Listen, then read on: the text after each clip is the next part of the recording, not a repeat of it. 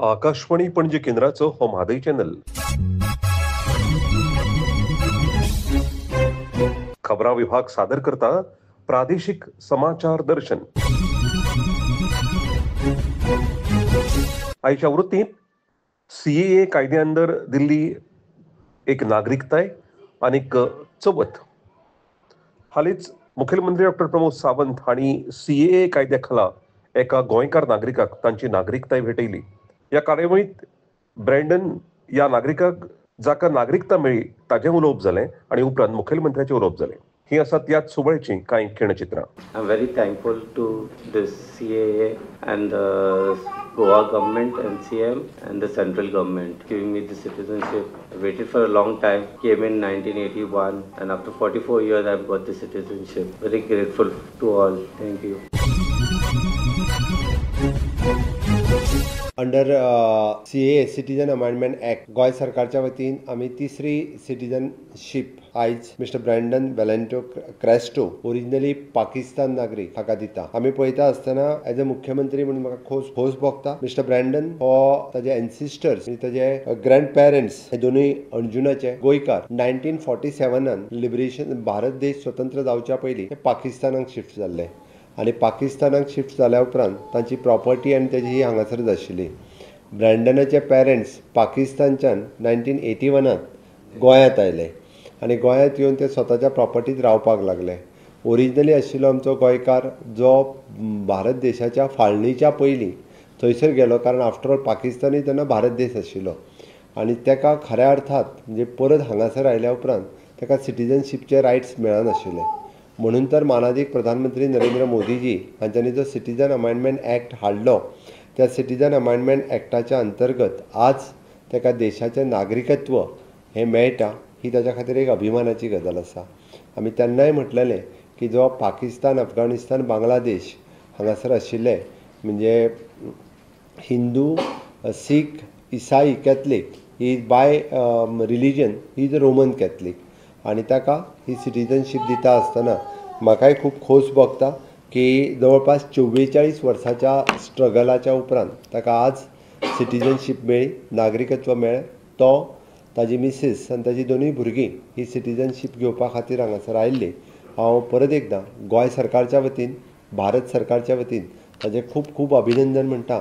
माननीय प्रधानमंत्री नरेंद्र मोदीजी हांच्यांनी जो CAA एक्ट पास केलो, ज्या CAA एक्टाक खूब जाणांनी विरोध केलो, बट आज आमी पळयता गोंयांत सुद्दां की खूब मोठ्या प्रमाणांत आमच्या कॅथलीक भावांक ही सिटीजन अमेंडमेंटशीपच्या एक्टाच्या अंतर्गत ही सर्टिफिकेट मेळटा. म्हणून हांव ताजें अभिनंदन करता आनी गोंयांत तिसरी सर्टिफिकेट ही आमी दिता आसतना म्हाकाय खूब खोस भोगता. परत एकदां ताजें खूब खूब अभिनंदन. सिटीजन अमेंडमेंट एक्ट के अंतर्गत जो इंडियन सिटीजनशिप दी है, मैं गोवा सरकार की तरफ से और भारत सरकार की तरफ से उनका बहुत बहुत अभिनंदन करता हूँ, क्योंकि ओरिजिनली उसके ग्रैंड पेरेंट्स जो दोनों गोवा के अंजुना के थे, जो 1947 से पहले गोवा से पाकिस्तान शिफ्ट हो गए थे और 1947 के बाद उनको यहाँ आने में तकलीफ़ रही. उनके जो पेरेंट्स हैं, जो ब्रैंडन के, वो 1981 में उनको लेके गोवा में आ गए और तब से लेके वो गोवा में ही रह रहा था. 44 साल ईयर के बाद उसको आज सिटीज़न अमेंडमेंट सर्टिफिकेट मिली है. मैं गोवा सरकार की तरफ से उनका अभिनंदन करता हूँ और भारत सरकार की तरफ से भी उनका अभिनंदन करता हूँ. ख़ास करके यानी 44 ईयर के बाद इस तरह की सर्टिफिकेट मिलने वाला गोवा का ये तीसरा सिटीज़न है. उनको CAA के अंतर्गत उनको उनकी सिटीज़न अमेंडमेंट सर्टिफिकेट उनको मिली है. मैं सही में माननीय प्रधानमंत्री नरेंद्र मोदी जी और केंद्र सरकार इनका भी बहुत बहुत अभिनंदन करता हूँ कि उन्होंने CAA के अंतर्गत पाकिस्तान, अफगानिस्तान और बांग्लादेश इनके लिए जो हिंदू, सिख, ईसाई जो लोग थे उनके लिए सिटीज़न अमेंडमेंट एक्ट के अंतर्गत उनको जो सिटीजनशिप देने का जो निर्णय लिया, उनका तभी भी हमने स्वागत किया था और तभी भी कहा था कि इसका फ़ायदा ढेर सारे लोगों को हो जाएगा. अभी तक गोवा में 3 लोगों को मिला है और एक एप्लीकेशन पेंडिंग है. डेफिनेटली फिर एक बार मैं गोवा के लोगों की तरफ से, गोवा के स्पेशली जो 3 लोगों की तरफ से मैं माननीय प्रधानमंत्री नरेंद्र मोदी जी को बहुत बहुत धन्यवाद देता हूं, क्योंकि हमारे 3 सिटीज़न को इंडियन सिटीजनशिप मिली है. इसलिए CAA का फ़ायदा गोवा में मिलने लगा है, ये इससे प्रूव हुआ है. फिर एक बार mister Brandon by originally he is in Roman Catholic, okay, उनको आज सिटीजनशिप मिली है, उनका भी मैं बहुत बहुत अभिनंदन करता हूँ.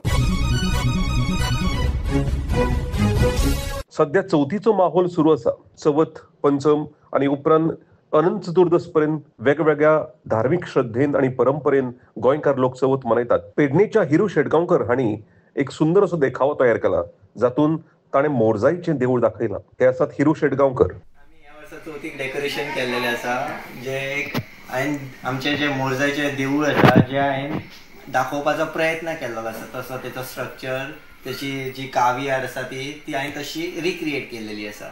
तशें तुमी लायक पळोवंक शकता. हो आमचो एंट्रन्स आसा. सो हांवें हांगासर घंटा दाखयलेली आसा.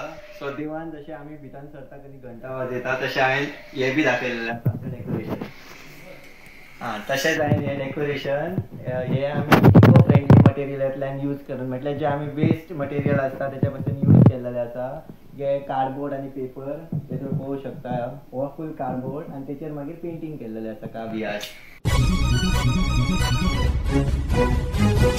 आता पेडण्यातली अशीच एक परंपरा जातूंत 12 कुटुंबां एकठांय येवन चवथ मनयतात. आयकुया या कुटुंबाची ही काणी. तो कोरगांव पेटेचा वाडा हांगासर कितकीशीं वर्सां आमी उमेदीन ही चवथ साजरी करतात. कितकी पिढी हे आमी ते बद्दल सांगू शकना, पण अपरंपार अशी म्हणजे आज पणजो किंवा त्याही पलीकडे आमचे कुटुंब जे आमी आतां पळयत आसात किंवा आमी जे दिसून येतात तेचे पर्यंत कैक वर्षाची आमची परंपरा आसा, ती मोठ्या भक्तिभावान आमी साजरी करतात. आमची 12 कुटुंबां आणि ही 12 विविध अशा गोंयच्या वेगवेगळ्या भागात विखुरलेली आसा, पण ह्या चवथीच्या निमतान एकत्र येतात. पयलीं हो गणपती 1.5 दिसाचोच आमचो पुजलो जाता. आता जवळजवळ 5 दीस सुद्धा आमकां अपुरे पडटात. 12 गोळ्याचो गणपती, चौकटीतलो म्हणून हो गणपती प्रसिद्ध.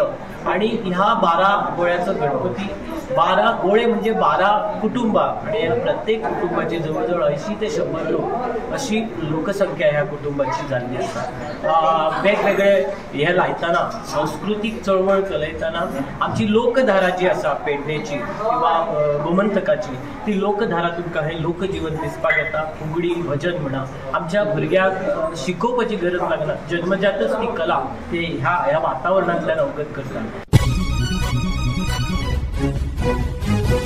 आता हे असत राजेंद्र केरकर, पर्यावरणीय गणेशोत्सव ह्या विषयाचेर माहिती देतात. आता काय आहे की गणपती पूजनाची परंपरा जवळजवळ 2000 वर्षापासून आपल्याकडे प्रचलित असल्याचे काही पुरावे आपल्याला आढळत आहे. चीन, अफगाणिस्तान या प्रदेशामध्ये गणपतीच्या ज्या मूर्ती आढळलेल्या आहेत त्याच्यावरून स्पष्ट झालेलं आहे की ज्या ज्या ठिकाणी पूर्वीचे प्राचीन मार्ग जात होते तर त्या ठिकाणी हा जो देव आहे तो विघ्नहर्ता म्हणून त्याला पूजलं जायचं. आणि केवळ हिंदू धर्मियामध्ये नाही तर जैन आणि बौद्ध धर्म परंपरेमध्ये, विशेषतः तांत्रिक बौद्ध परंपरेमध्ये आपल्याला गणपती पूजनाची परंपरा पाहायला मिळते. परंतु गुप्त काल हा जो आहे, चंद्रगुप्त मौर्य वगैरे, तर त्या कालखंडामध्ये ही जी परंपरा आहे तिला चांगली दिशा मिळाली.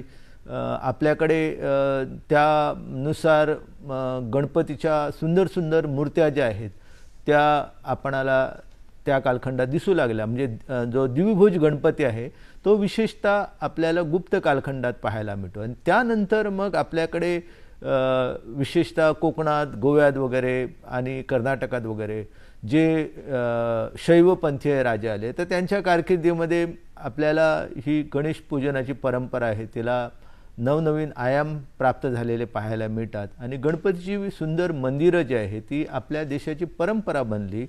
आणि त्यामुळे आज कसं झालं की तो चतुरहस्त गणपती किंवा गणपतीची वेगवेगळी जी रूपं आहेत तर ती रूपं आपल्याला पाहायला मिळतात. आणि त्या सगळ्या परंपरेतून लोक त्याला पूर्वीचा जो विघ्नकर्ता गणपती असं ज्याला मानायचे तो विघ्नहर्ता झाला. आणि त्यामुळे तो सुखकर्ता आहे, तो आपल्या जगण्याला अर्थ प्रदान करतो असं लोकांना वाटू लागलं. आणि त्यामुळे त्यांनी गणपतीची मंदिरं ठिकठिकाणी उभारायला प्रारंभ केला.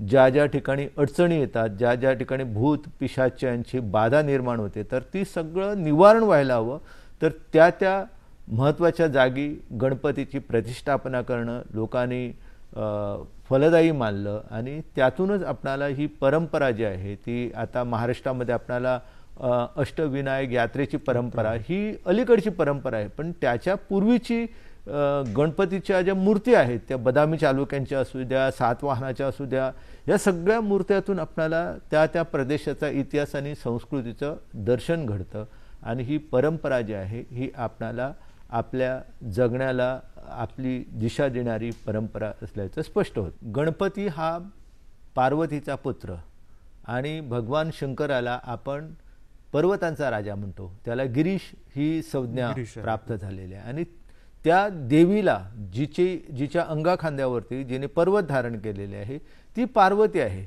आणि जेव्हा आपल्याकडे पाऊस मान्सूनचा सुरू होतो तर त्या कालखंडामध्ये काय होतं की पाऊस कोसळल्यानंतर नदी नाले जे आहेत ते आपल्या पाण्याबरोबर वाहत गाळ माती वगैरे खाली आणतात आणि पूर्वीच्या काळी लोक काय करायचे की ही जी माती त्यांना उपलब्ध व्हायची तर त्या मातीतून हा मृण्मयी गणपती समूर्त करायचे आणि त्या माध्यमातून लोक जे आहेत ती ह्या मातीला तिच्याविषयी कृतज्ञता, कारण माती हे सृजनाचं प्रतीक आहे. आपण जे मातीमध्ये पेरतो म्हणजे शेतीचा शोध जेव्हा नवाश्म युग कालखंडात माणसाला लागला तर त्या शेतीच्या शोधाने माणसाच्या जीवनामध्ये प्रचंड क्रांती निर्माण केली, त्याच्या जीवनामध्ये स्थैर्य आलं, संस्कृती आली. तर त्या कालखंडापासून जेव्हा संस्कृती निर्माण झाली, धर्म त्याच्याकडे आला, तर त्या काळापासून माती जी आहे त्याचं नातं जे आहे ते माणसाचं निर्माण झालं. त्यातून आपल्याकडे सातेरीची परंपरा आली आणि ही जी मृण्मयी गणपतीची परंपरा जी आहे ती हळूहळू रूढ होत गेली आणि आपल्याकडे जे कुंभार आहेत तर त्या कुंभाराने हे मातकामाचं त्याला नवीन आयाम मिळवून दिले आणि त्यामुळे कसं आहे की ही मातीविषयीची कृतज्ञता आहे आणि ती POP प्लास्टर ऑफ पॅरिस याच्या माध्यमातून आपण ती व्यक्त करू शकत नाही.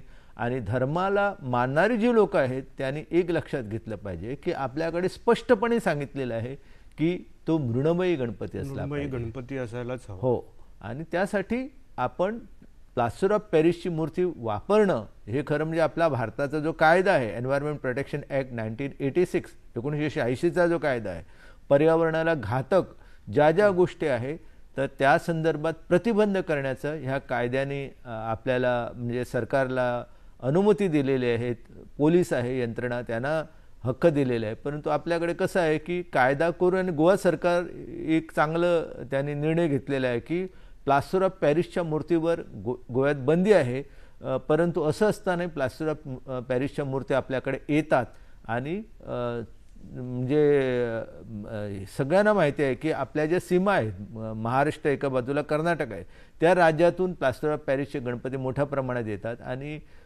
दुसरीकडे आपल्याकडे जे सरकारी यंत्रणा आहे तर ती मातीच्या प्रत्येक मूर्तीमागे सबसिडी देते, अनुदान देते. बरोबर. तर हा अनुदान देण्याचा जो निर्णय आहे खूप चांगला आहे. परंतु काही मंडळी जे आहेत ते प्लास्टर ऑफ पॅरिसला बाहेरून मातीचा लेप लावतात आणि अशा मूर्त्या ज्या आहेत त्या आज गोव्यामध्ये आलेल्या आहे. कारण गेल्या वर्षी मी बऱ्याच ठिकाणी मूर्त्या माझ्याकडे आणून त्या म्हणजे नष्ट करण्यासाठी मला भरपूर उपद्व्याप करावे लागले.